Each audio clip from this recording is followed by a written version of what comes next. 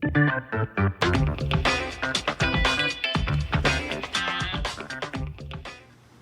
right, dudes, let's just get straight into it. This is an S14 SR20DET, and this is a 2006 350Z CD009 transmission. So if you're rocking this setup, this video will hopefully be helpful for you. I'm using the Maverick adapter kit, and I noticed that there's no videos out there. So I kind of went through the process of installing this thing, and I learned a few things along the way.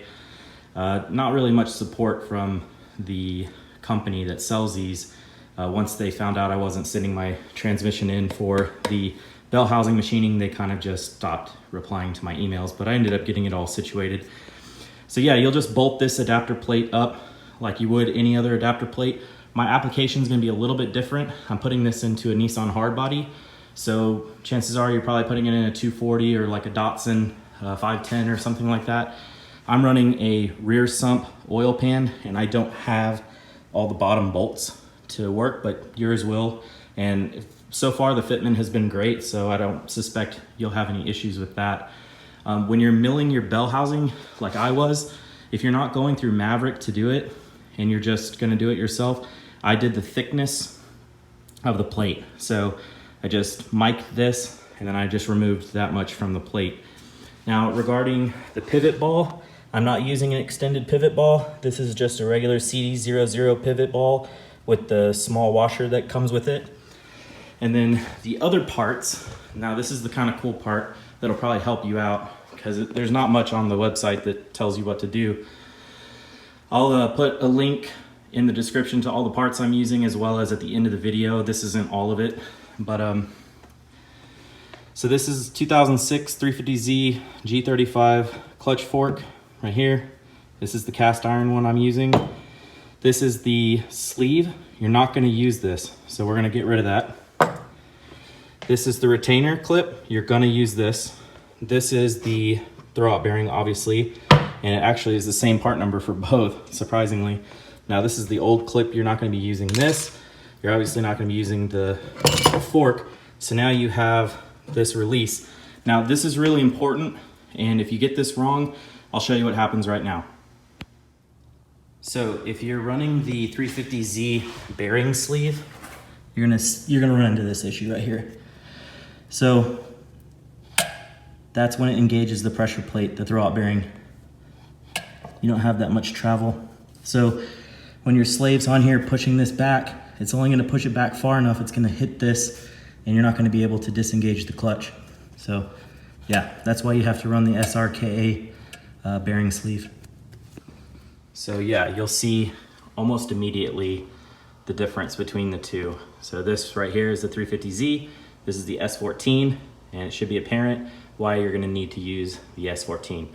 But in case you missed it, it's because it's gonna put the throwout bearing closer to the pressure plate, and that's gonna go ahead and allow you to disengage your clutch. So yeah, let's get this transmission installed.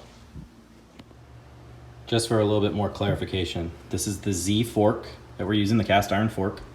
This is the Z retainer clip. And then this is an S14 SR release sleeve. And then this is the throwout bearing that's the same part number for both. As you'll see, I'll go ahead and just pop it in to the transmission. Pretty straightforward. You just slide it on. I'm doing this with one hand, so bear with me. And then make sure everything's nice and lubed up and you got some good grease, and there you go. Voila. Also, another thing I did, which you might not have to, but I took a cardboard template and kind of measured it out, and it was close enough for me to kind of want to do this. I clearanced right here just for the starter, because when the solenoid pops the gear out, I just want to make sure that the gear doesn't have any clearance issues with the bell housing itself. Since there's no provision for the starter right here and it's down here, I just went ahead and clearance this, about, let's say, a 1/4 inch. So like I said, I don't know if you really have to, but I would rather be safe than sorry. So that's what I did there. Alrighty, went ahead and torqued these upper bolts up. I think these were 51 to 59 in the FSM. I just did 55 on the top. And then on the sides, I haven't put those bolts in yet because for whatever reason, this adapter came with a boogered thread on that one, so I need to tap that hole. But other than that, I think these down here are like 29 foot-pounds. But yeah, I just went ahead and torqued these up.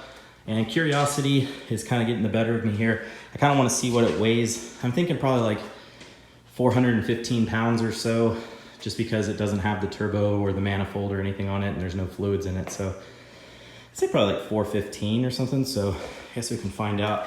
I'm not gonna really worry about the strap. That's kind of negligible in terms of weight. But let's just kind of see what this thing's at.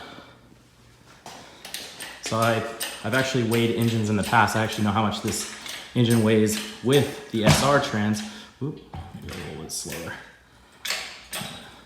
Mess anything up. Bear with me if I'm shaking. I'm doing this one-handed. I should probably just put this on the tripod, but oh well. We're doing it.